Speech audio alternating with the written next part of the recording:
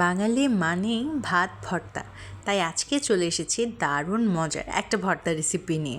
এতক্ষণে তো আপনারা বুঝেই গিয়েছেন এটা কিসের ভর্তা। আজকে দেখাবো দারুণ মজার ডিম ভর্তার একটা রেসিপি। যারা বাসা থেকে অনেক দূরে থাকেন এবং ছোট মানুষ, তারা কিন্তু অনেক সময় এই ছোট ছোট রেসিপিগুলো পারি না করতে, তাই ভাবলাম আজকে আপনাদের সাথে এই রেসিপিটি শেয়ার করা যাক। প্রথমে আমি পেঁয়াজ কুচিগুলোকে হাতে একটু কচলে নিয়েছিলাম যেন এর ফ্লেভারটা খুব সুন্দরভাবে বের হয়ে আসে।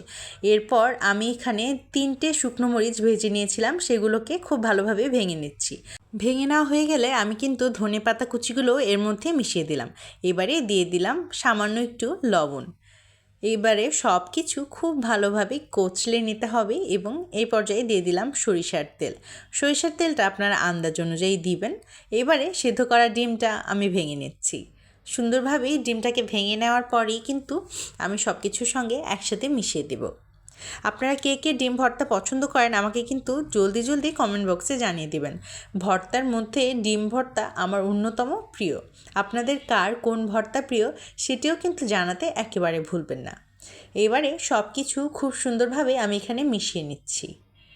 যদিও ভর্তা তৈরি করা তেমন কোনো আহামরি বিষয় না, কিন্তু ওই যে বললাম, যারা অনেক ছোট কিংবা বাসার বাইরে আছে, তারা হুটহাট করে যখন কিছু রান্না করতে চায় তখন চায় ইজি কিছু এবং সুস্বাদু কিছু, তাই তাদের জন্যই আজকের আয়োজন।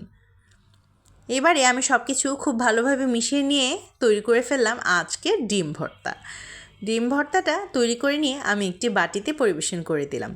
আজকের এই ছিমছাম রেসিপিটি ভালো লাগলে কিন্তু আমাকে কমেন্ট বক্সে অবশ্যই জানাবেন। সবাই ভালো থাকবেন, সুস্থ থাকবেন। ধন্যবাদ সবাইকে।